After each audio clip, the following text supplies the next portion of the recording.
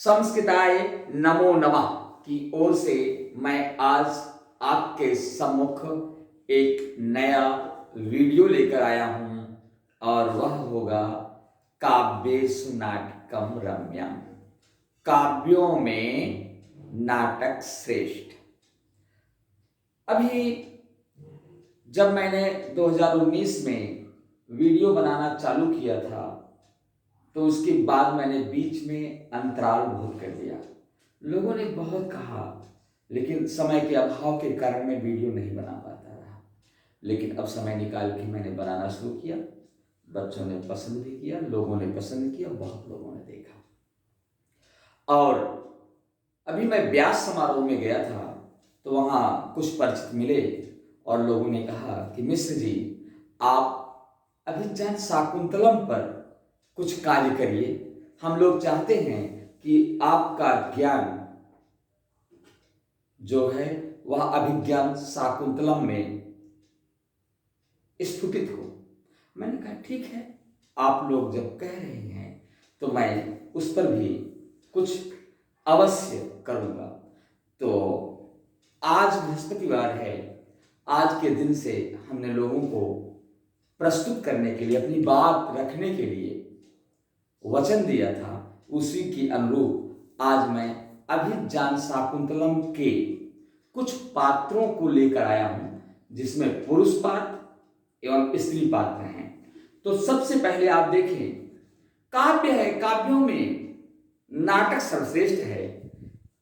और जैसे ही उन लोगों ने कहा कि मैं कुछ करूं तो मैं सीधे वही श्लोक मेरे मन मस्तिष्क में आ गया, जो प्रसिद्ध श्लोक है कि काव्येषु नाटकम रम्यम तत्र रम्या शकुंतला तत्रापि तु चतुर्थोऽङ्कः तत्र श्लोक चतुष्टयम् तत्रापि तु चतुर्थोऽङ्कः तत्रापि श्लोक चतुष्टयम्। यह श्लोक अनायास ही याद आ गया। काव्येषु नाटकम रम्यम, काव्यों में नाटक और नाटकों में अभिज्ञान शाकुंतलम, अभिज्ञान शाकुंतलम में चतुर्थ अंक और उस चौथे अंक में 4 श्लोक, पातुम्न प्रथमम आदि 4 श्लोक हैं, वह क्रम से आपको बताया जाएगा। तो आज आप महाकवि कालिदास द्वारा विरचित लिखित सर्वश्रेष्ठ नाटक के प्रमुख पात्रों को देखें। तो पुरुष पात्र एवं स्त्री पात्र, अभिज्ञान शाकुंतलम, अभिज्ञान शाकुंतलम के पुरुष पात्र को एक तरफ मैंने रखा है, स्त्री पात्र को एक तरफ। पुरुष पात्र में दुष्यंत, दुष्यंत धीरोदात्त नायक हैं, हस्तिनापुर के चक्रवर्ती सम्राट हैं, महाराज हैं। और दूसरा है माधव्य, विदूषक है, राजा का विश्वास पात्र मित्र। तीसरा सर्वदमन, भरत, सर्वदमन इनका दूसरा नाम भरत है, दुष्यंत एवं शकुंतला के पुत्र हैं। और चौथा है सोमराज, दुष्यंत का पुरोहित, पुरस्य हितम करोति यः सः पुरोहितः, जो पुर की रक्षा करते हैं, दुर्ग की, किले की, पुरवासियों की, उन्हें पुरोहित कहा जाता है। तो सोमराज दुष्यंत का पुरोहित।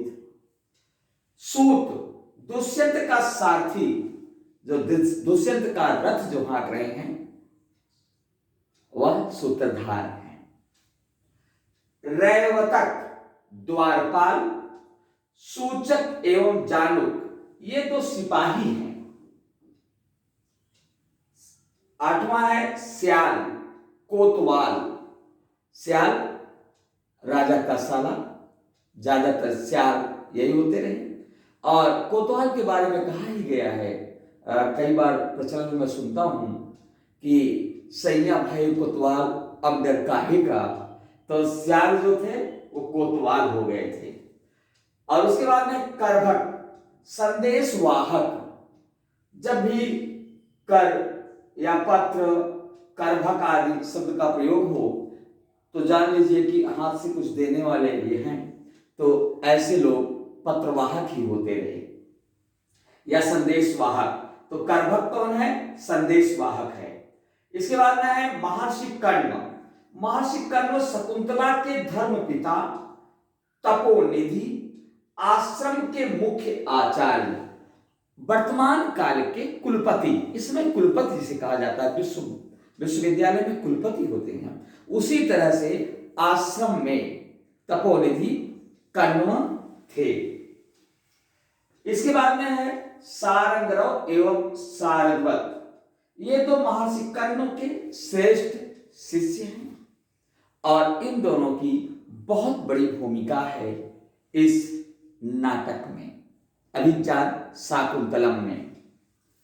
इसके बाद में है मातली, इंद्र का सारथी मातली, जिसका नाम पुराणों में भी आता है कि मातली इंद्र के सारथी रहे।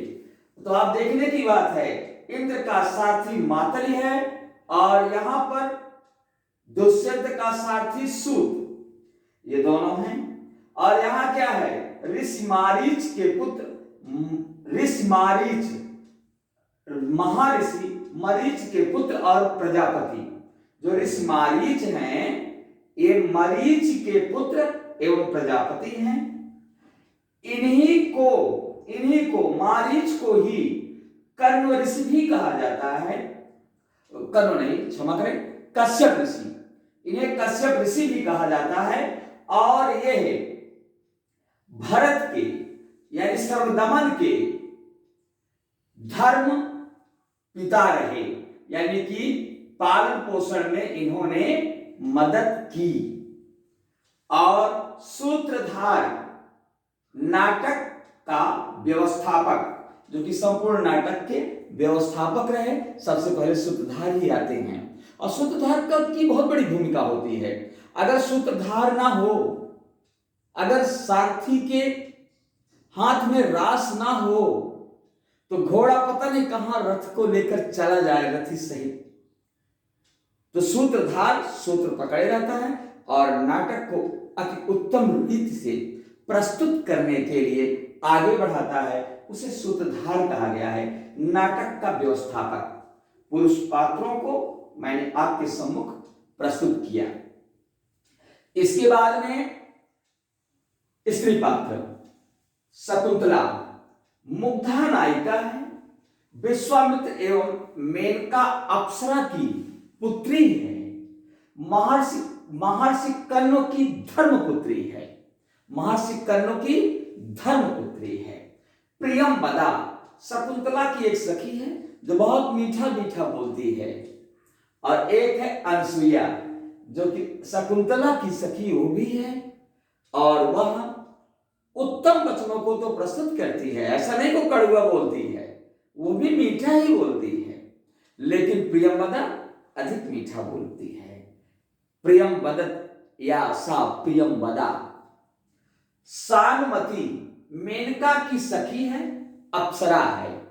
यह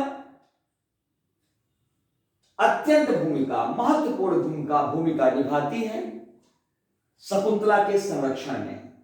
गौतमी वृद्धा है, तपस्विनी है और कर्ण ऋषि के आश्रम में रहती हैं।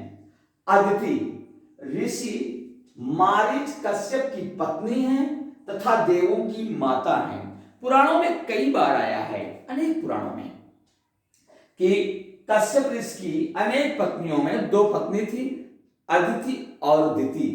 दिति से दैत्य और अदिति से देवों का जन्म हुआ। और सातवां है नटी, सूत्रधार की पत्नी नटी। इस तरह से आप लोगों ने देखा स्त्री पात्रा इसमें 7 हैं, शकुंतला, प्रियंवदा, अनसुईया, सानुमति, गौतमी, अदिति, नटी। और पुरुष पात्र में 17 पुरुष पात्र हैं। दुष्यंत, माधव्य, सर्वदमन या भरत, सोमरात, सूत, रैवतक, सूचक एवं जानुक, इनको दोनों को एक में लिख दिया है तो 7वां और 8वां यहां हो रहा था, लेकिन क्योंकि दोनों का कार्य एक है इसलिए एक में मिला दिया। श्याल, करभक, महर्षि कर्म, सारंगरव एवं सारद्वत, मातल, ऋषि मारीच और सूत्रधार। इस तरह से इतने पुरुष पात्र हुए। तो अब आज मैं पुरुष पात्रों का वर्णन और स्त्री पात्रों का वर्णन आपके सम्मुख किया। अभिज्ञान शाकुंतलम, जो कि एक श्रेष्ठ नाटक है, सर्वश्रेष्ठ नाटक है।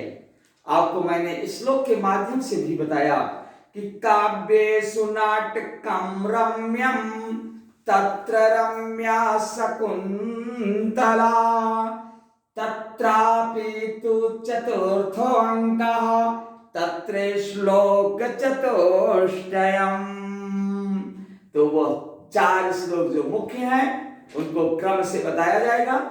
आज अभिज्ञान शाकुंतलम को प्रारंभ करते हुए आप लोगों के सामने यह वीडियो प्रस्तुत करते हुए मुझे बड़ा हर्ष हो रहा है। यह पूरा जो अभिज्ञान शाकुंतलम आपको मिलेगा निःशुल्क दिया जाएगा।